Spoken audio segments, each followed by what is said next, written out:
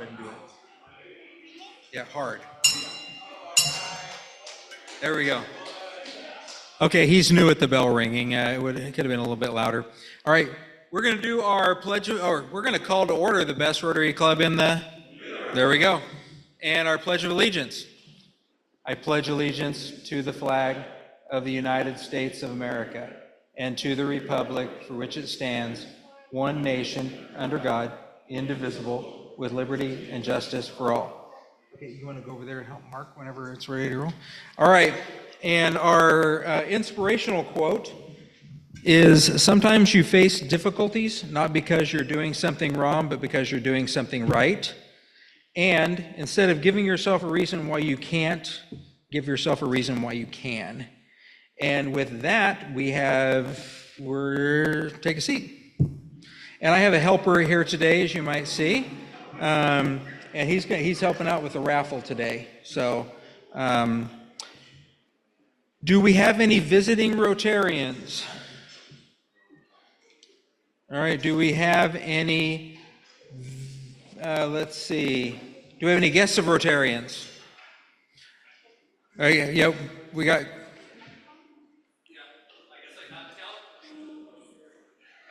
We have Calvin Janicki here. He's going to talk about the foot race. He's waiting for Brock Stiles. Where's Brock Stiles? Yeah, Brock or Kyle, who's in Europe, so that's not going to work. So welcome. We're glad you're here. Thank you, David. All right. And I've got my guest here, Ty Conkin. He's getting on an airplane with me. We're taking off as soon as we get the program rolling today. And we're heading back to his great-granddad's, and we're going to go watch one of his shirt-tail relatives from Missouri get married this weekend. So, all right, and on your tables in front of you is the new membership proposal for Adele Skinner. This is on the table for the second week, and if there is no objections, we'll be moving that forward to the membership committee to do their thing and get her approved as a new member.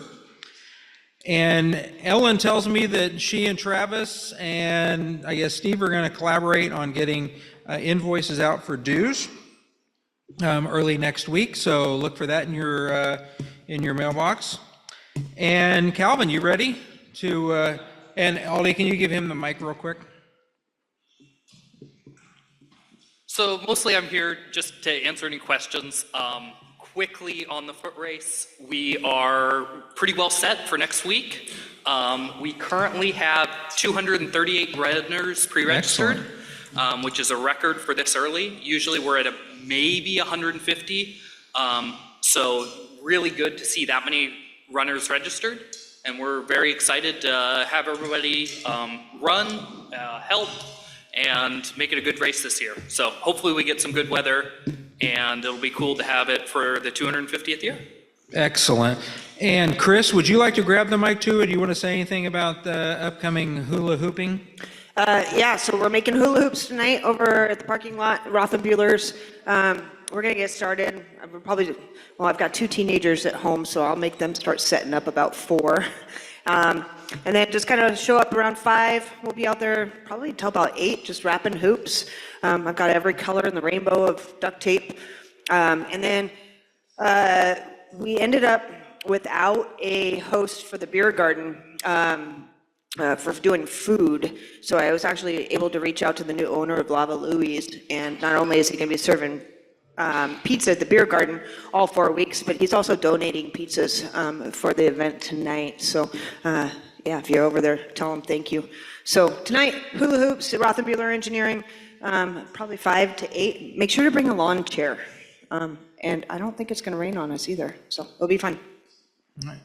And Brock, did you want to come up and take the mic? Hey, how are you? Hey, I got the right form today to go over. So anyway, great Sedro Woolley foot race coming up on July 4th.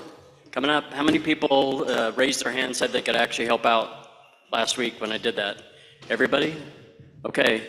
So how about those that didn't say anything? You weren't here last week, were you? Yeah, can you help at the foot race? What's that?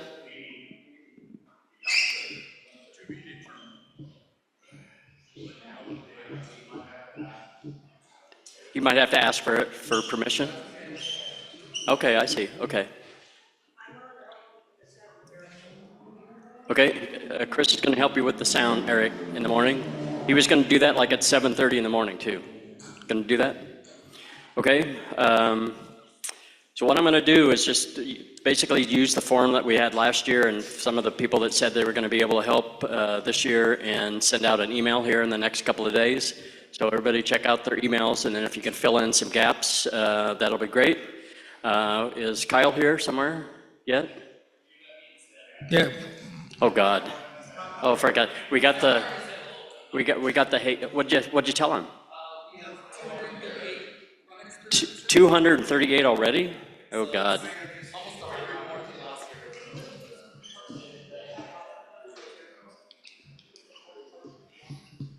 Okay. But anyway, last week you heard we're going to have a different way for everybody to park. And so if you wanted to park as close as you can to the registration, so you'll have to go to Jamison Street, by the tennis courts, across the field, through the gate, around the corner, through some other gates, and then you're in the parking lot of the, in front of the football stadium, right off of Wally Street. And so then the beauty about all that is when you're done, you're not going to be able to go through Sedro Woolley, but you can certainly get out through Jamison again and out the other direction. So that might be the best way to Bill. So you had a question. So go on Jamison Street and then make your way to in front of the football stadium. Okay, any questions about anything? It's going to be great, 230 already, which means it's going to be maybe one of the biggest one ever. So hope you all can show up and help. Thank you. All right, thank you, Brock. Aldi, can you take the mic back to Rose? And she's going to say a couple of things. And Hi, I'm Rose Torsitz, president of the Sedro Woolley Lions, and Carol is president of the Sedro Woolley Lions Club Foundation. And we are selling tickets this year for the log drive, but we're not floating the log this year. And it's for safety reasons. Last year, we almost lost somebody in the river. So, but it's still for the same thing. We're selling tickets, $5 a piece, and it's for childhood cancer. 25% of the proceeds will go to the winner after costs, and we will do the drawing on June 30th. The winner will be announced around 11 o'clock on the 4th of July during the parade. You do not need to be present to win. You just put your name and phone number on the ticket. You don't have to guess a number. Yeah. all right, thank you, Rose. All right, and then as a reminder, we have plenty of reminders come out. This is the last reminder before installation.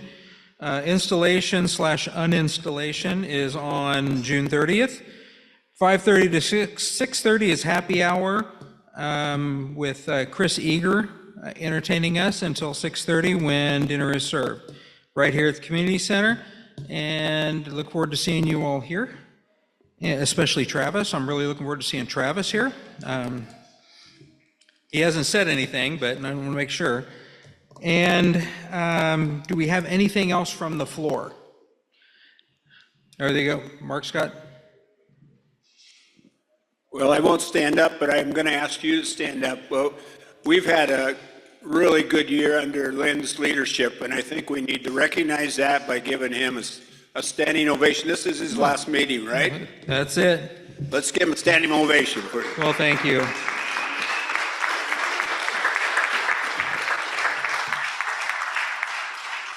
I do appreciate that. Thank you.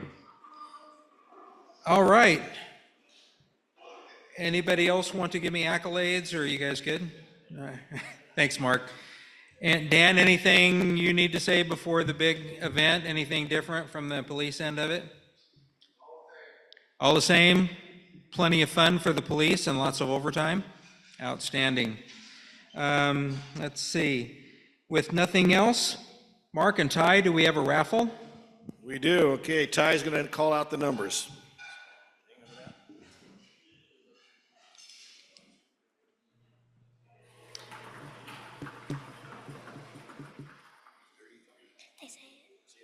33.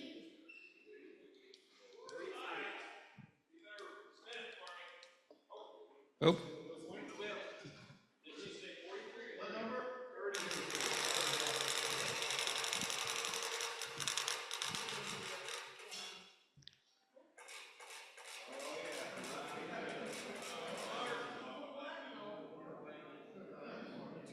$25.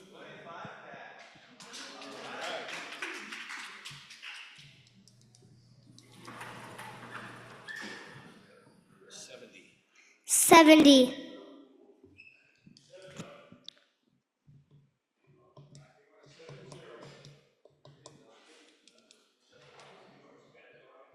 yep, Ty, give him a spin.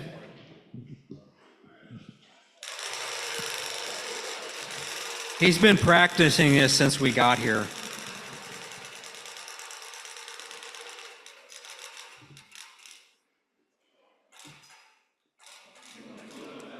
$25 cap. Wait, no.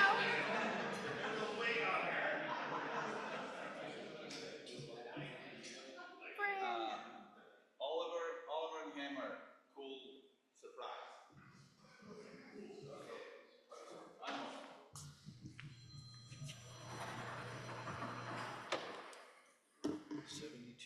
72.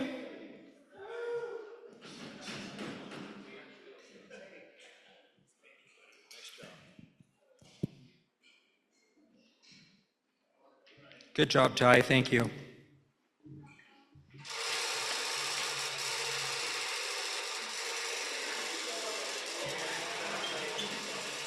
Let's see if Mike can do as good as Ty.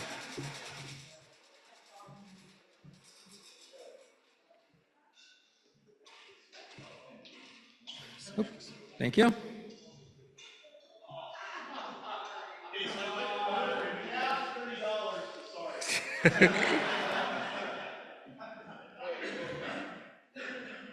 Ty, oh, you gonna go say thanks? All right. All right, and with that, we're gonna make Sergeant at Arms easy today. You want me to hold your monies? Or do you owe me money? You owe me money? Oh, okay. So Sergeant at Arms, everybody just kick in $5 or whatever you feel comfortable doing. And I'm gonna start off happy bucks. Ty, did you want to do the happy bucks? You say, here's $20 for going to Kansas City with my papa. I said you said. Okay. Well, Ty was going to do this, but now he's shy for some reason. I got 20. Ty and I are jumping on a plane. We're going to travel to Missouri, and we abandoned his poor little crying sister at home because she wanted to go too. She would have cried her eyes out the entire time we were gone, but she really wanted to go this morning. Aldi, if you can carry on happy bucks.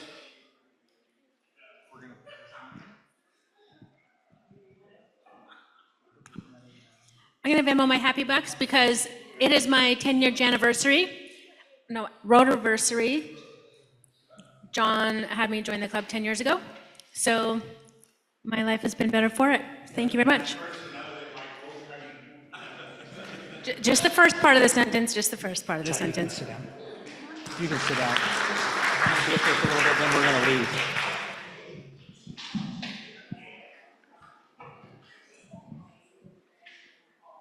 So I'm happy for Lynn because you're going to get one of these, Lynn, that says past president on here. Yeah, add to my collection. Add to your collection right here, and next year you'll get it too, Travis, the best button ever. All past presidents know that. And it just popped up on my memory today that 10 years ago, I was installed as the president of this amazing club. Time has flown by. It's a great year. It's amazing what we do for Rotary, and we touch a lot of lives all over the world, and I was really pleased to be a part of that. So best of luck to you on your year, and thanks, Lynn, for the great job you've done. Thank you.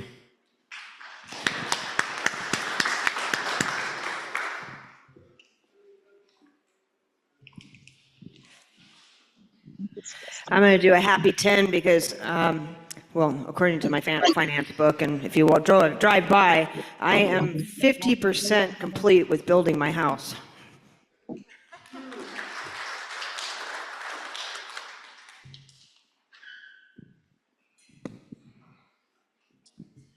we have a busy weekend because we're going down to Maggie's wedding. So she's getting married on Saturday to Michael. So we're super excited about that. And I got another 20 for Lynn's presidency. I was outside, had to take a call. Sorry about that. But thanks, Lynn. Thank you.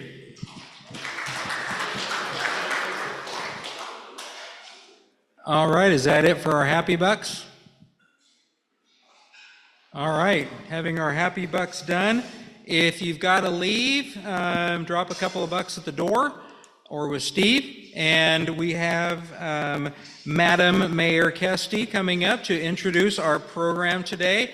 And I'm going to bug out of here, and I will see you all Tuesday night.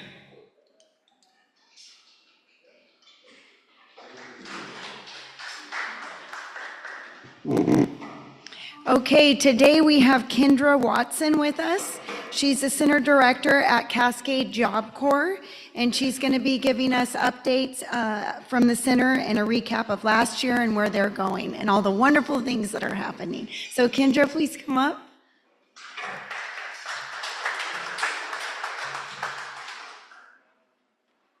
Well, thanks for inviting me. I'm super excited to be here and talk about Job Corps. I'm always open to talking about Job Corps. I love my job. I've been in Job Corps for 20 years. I moved down to the US from Canada, Victoria, 20 years ago, and because I got married. But the marriage didn't work out, but the career took off, and I fell in love with the program. I don't know if you're all familiar with the program, but there's 125 Job Corps across the nation. We serve at-risk, underprivileged youth, 16 to 24. So what does that mean? It means we take a lot of the students and we give them their high school diploma. We make sure that they have their education, and then we train them in a trade. At Cascades here in the community, we have 9 trades. We partner with Skagit Community College as well. So an example would be of one of our students. She's just graduating now she went into CMA, the Certified Medical Assistant Program. She graduated from our program. She went into our ACT program, which is the college program at Skagit Valley Community College. She just got her associates and a full ride to the University of Boston, which she turned down to be a Husky. So she is going full ride University of Washington. So we have quite a few students at the college. It's just a smart crowd. I've traveled all over the US for this program. My stint before here was at South Bronx in New York. I ran that center for 8 years. And then I wanted to make it back to the West Coast because mom and dad are in Victoria, so I want to make sure that I'm close to family so I can help out. So this opportunity came out in Cascades, and I moved, and what an amazing center. So we went from fighting in the streets to deer fighting in the gardens. So I'm very thankful to be here. A little bit more about the program. It is a federally funded program. It is through the Department of Labor and Education. And with that, private contractors run the contracts. So I work for Life Skills and run the Cascade Center. So I didn't know really what to expect when I came here. New York was pretty tough to break into the communities, but worthwhile, of course. But Cascades and Sedro Woolley and the surrounding areas have been so supportive, and it's been so important. So when our students come in, I make sure that they know that they have won basically a scholarship in their life for about $50,000, because that's what it costs the taxpayers per student for them to get their education and training, and I take that really seriously. And so when I say that we are available to you, we are available to you. how we can help. We can help with the running. We can give out water. We can do parking. I have security. We're up for volunteering for anything. I have a beautiful culinary program, and we are able to cater events just for the cost of food. It's a good experience for the students, and we're always looking for real-world opportunities for them. But I think the most important thing is to teach them to give back. And so you'll see them around the community. They help out at the city, they help out at the libraries, the senior centers. We have work-based learnings all around Sedro, Burlington, Skagit Valley. We try to spread out to make sure that they are helping out in the communities, but they're also getting that experience that they need. So Cascades is able to accommodate 300 students. We're a residential program, so it gives the at-risk youth a solid and stable home. Most of my students, about 75% of them, come from displacement, so they're homeless. So we've given them a stable place to live. I do have a medical department as well, so we're able to accommodate any sort of health care needs that they need. So for some, this is their first time that they've had wellness checks, that they've been able to check in for mental health issues. We have a mental health provider on center. We have a drug and alcohol counselor on center. We have nurses and doctors as well. So we make sure that they're supported that way. I have a full staff of the cafeteria because we feed them on a daily basis, which is very nice of us. But we feed them and house them, and with that, they have responsibilities on the community at the Cascades Job Corps as well. So the other thing is we try to partner with as many people in the community as we can that relate to their trades so that they do get related experience. So I have certified medical assistant, I have medical assistant, the clinical medical assistant, phlebotomy, security, office administration, culinary arts, and IT programs. Heavy in IT, I have A+ and Network Plus and an advanced training. Advanced training is kind of a cool program too, because being a Job Corps student, you have up to 2 years to be in the program. But you get an additional year if you take an advanced training, and you can travel across the US to the advanced training programs to earn industry recognized credentials. And so a student in the medical assisting field could go to Denison in Iowa and get their nursing license as well. So that adds an extra year so that they can get that certification. We also add an extra year on if they're going to college. And so I have quite a few students now that are graduating, actually 6 of them that I'm incredibly proud of, that are getting their associates right now and continuing on in their education, either in engineering or nursing and other fields as well. So pretty proud of those kids. One of the things that happened last year is we are a bipartisan program, and Congress does do our appropriations for funding. But last year there was a little bit of turmoil, and we had a stop work order, and we had to stop the program immediately and then transition our kids out. And we only had, I'll try not to get choked up, we only had a few days to get them to leave and find some sort of transition plan for them. That luckily, there was a lawsuit that went into play, and actually a lawsuit from other contractors, but a lawsuit from some student representatives as well.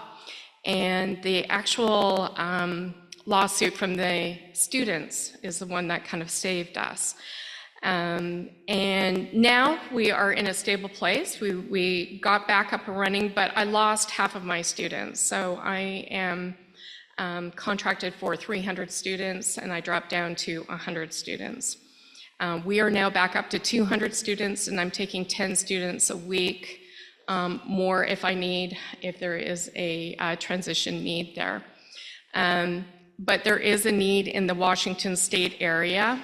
And when we look around, coming from the Bronx, looking at the labor market to Cascades, I feel like we're slightly askew of what's needed. And so I'm looking at other value-added programming for the students so that they have the industry recognized credentials that will get them good jobs. Because my passion, my mission is to make sure that they have as many stackable credentials so that they get that good paying job, so they're not worried about paying their bills or where they're going to live, or actually landing the job but not having bedding or dishes or things like that. So kind of wrapping around and making sure that they're taken care of.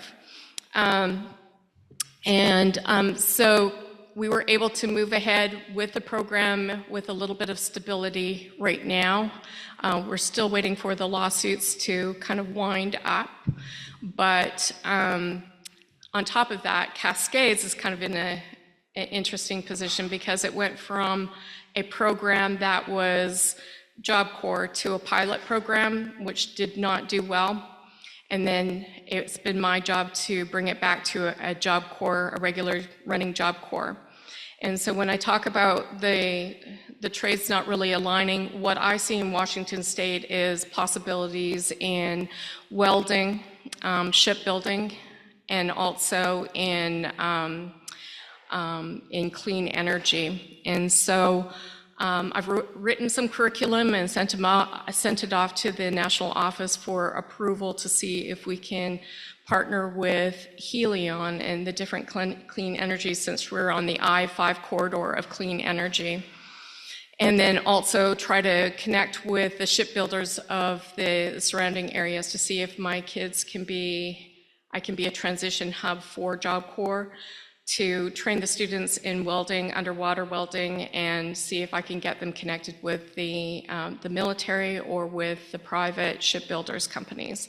Last time I was speaking to the shipbuilders in Washington, D.C., they're about 10 years behind in building ships. And so I see the need and I have the students to fill it. So I want to make sure that I'm aligned with what's needed in the community. So we'll be adding welding on as right now a fun programming for evenings and weekends, but the students are interested in doing that, and I am trying to make the appropriate changes. Like I was saying before, Cascades has been in a kind of a weird position. Usually a contract is awarded for 2 years, and it's federal government, so 2 years with 3 option years. But the contractor before Life Skills, who runs Cascades now, got their contract pulled for different reasons, compliance issues, really. So I've gone in, we've cleaned it up, we're in good standing with compliance. We do have our OSHA review today, so I'm thinking we're on good footing there. But the contract initially was for 6 months, it got extended for another 6 months, and it's done that for 3 years. So it's all been great because it's been 3 years in total, but it's been a lot of stop and starting. And it's been a challenge to make sure that students are reassured that the program is continuing on and that staff have a job, really. But we've managed to keep the staff vacancy rate to under 4%, which is excellent, and we've managed to retain our students. We have a really good retention rate and a graduation rate. So we're just looking to build upon that and to make sure that they're getting the good paying jobs and that we're being good stewards of the federal government's money. With that, because it's been a lot of stop and starts, the students of Cascades have not had a graduation since 2015, so we're going to have a big, huge graduation in August because Life Skills was able to attain the contract for a full year. So that provides a little bit of continuity, and we're able to free up more resources and more ability to do more things for the students and recognize them. So we will be having a good graduation ceremony, and of course the community is always invited. These are your students too, and they're going out into your area to provide services. So you are always welcome to come on center for a tour. We love giving tours. It's a beautiful campus. It's the old Northern State Hospital. I won't take you on the tunnels, but because I'm a little scared of that, but I will keep you above ground and tour, and it's really impressive. It's hard not to be impressed. It's hard not to be impressed by the students and what they're accomplishing too.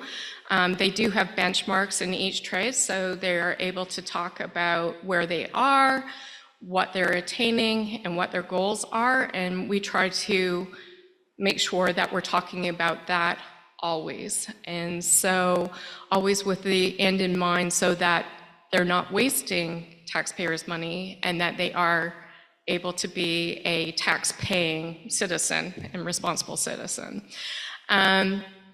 Yeah, I would love to answer any questions that you have for me. Yeah, I would love, yeah, go ahead. Okay.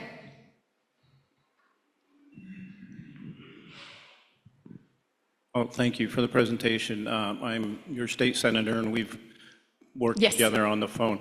I really love that you have acknowledged the past errors in the facility, and Yes. you made my heart soar when you mentioned bringing a welding program and bringing some of those real skills back that we used to have. Yes. I hope, is there an opportunity to expand that? Because we had electricians in drywall and people who knew how to finish concrete and things like that are so important and in demand. I love that you're trying to get back to what's in demand. Do you think you can expand there? I can do anything. Yes, I think so. Like I said, I've been in the program for 20 years. So my first position was actually in Springdale Job Corps in Oregon. And I lived in Vancouver, Washington, and commuted. And my company that I worked for then, they were very kind to me because they knew I was homesick. And so they used to let me come up to Cascades and audit them. Not great for them, but I used to come up and audit and then go over to Victoria and visit my family. At that point, and that is 20 years ago, it was all hard trades. And I think they had like office administration and culinary as the softer trades, but it was cement, it was carpentry, it was electrical, it was what the country needs. We are in a skilled labor loss right now. All of us are looking at retirement, or we've retired out of skilled trades, and there's no one to fill the gap. And there's 14 million 16 to 24-year-olds that are not working right now. So they need to be skilled and stepped up. So yes, I would like to get it back to the hard trades, baby steps, because the 12-month time frame is not a huge amount of time, but I have partnered with, I'm missing their name, but it's a mobile unit for welding, and so it comes with an instructor. They're going to come up and help train the students, and I am making appointments as we speak, and if you know of anyone, please give me their names, for shipbuilding and to make that introduction. I am trying to, my thing is always to see how the partners can help and how we can help the partners. For me, I always look at that if there's a lot of jobs needed in that industry, which there is in welding, there is a backlog at the colleges, then I can fill that need. I can take that onus off of the HR departments. They don't have to pay for the training of those skilled workers. So any sort of certifications a company needs, I am more than open to putting it into our curriculum and making sure that they have that so that it's an easier process to hire my students. So an example of that is my security students work with the Port of Skagit. and they're actually our landlord, but they have a training module for their security. So we took that training module and we use it for our students. The instructor is trained in it, and we make sure that they get that certification, and all of those students do their work-based learning through the port. And you may have seen them at the Skagit Speedway as well. They're doing the security for that too. So if it's a job match, it's free for the employer to have these students kind of do internships there. And also they are covered insurance-wise and medical-wise on us. So it's just to make sure that they get that kind of experience. But yes, to answer a little bit more fully, I am switching to the harder trades. It's what the need is. Could you talk a little bit about the job placement process and what the students experience after the program? Yeah, and I can talk about the kind of the discord that happened like last year at this time. I had to exit all my students out, and then only some of them came back. The services for post-placement, and we are monitored on that through WIOA. We have to meet the standards through WIOA. So the students have us for just over a year if they've graduated, and they graduated, they have a full year of services from us. So I have a transition team that will help them find a job. We make sure that they have resumes, and I'm going to be perfectly honest, the downfall for the 16 to 24-year-olds is their social skills. They're smart. These kids are probably the smartest ones I've ever worked with across the nation, but their social skills are lacking. So I'm always looking for outside community members to come in and to talk about that, or to do mock interviews with them. And you may, if any of you are part of the chamber, you may see them now at lunches. I'm trying to take the student government and introduce them into that arena so that they're a little bit more comfortable. But the post-placement, we monitor for the first 6 months initial placement. We look at the wage. We look at the job training match, because I would not be a good program if I trained a student for 2 years in IT and then they got a job at McDonald's. So although it's a placement, it's a poor placement, and it's not a job training match. So my secret sauce is getting them on with an employer for that work-based learning. It's a long, extended interview process for them where they can be comfortable with each other. We have job coaches to help them, and then hopefully it leads into employment. So we track that in the first 6 months, and then a year out, we're looking at job placement and wage. Yeah.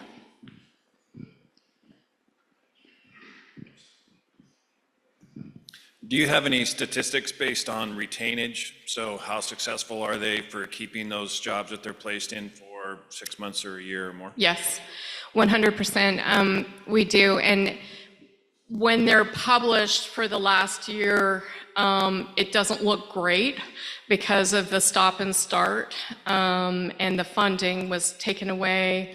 And then we weren't able to, there was a lot of things happening at that time. So, but for the center specifically, yes, we do. I monitor it very closely. I'm monitoring 90 days, 180 days. Are we doing a good job in hooking them in and getting them connected?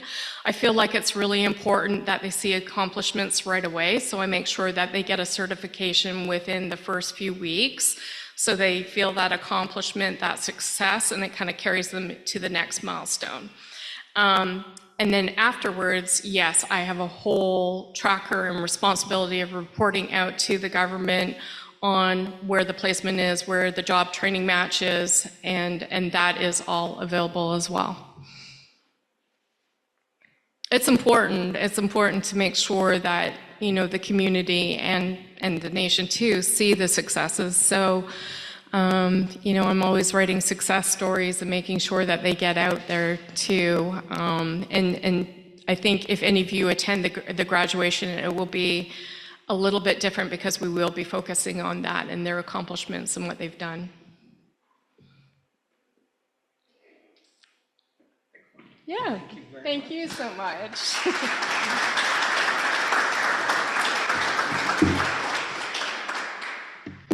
Kendra, thank you for that, and thank you for the work you do in our community. That's super important, so really appreciate it. Calvin, thanks for being here. We know that all the real work that happens on the race happens behind the scenes, so thank you very much. Thanks for all your work on that. Anything else before the club? Okay, we are going to leave tables up. There's an event later today, so we just need to pick up, but leave tables and chairs. Thanks, everyone.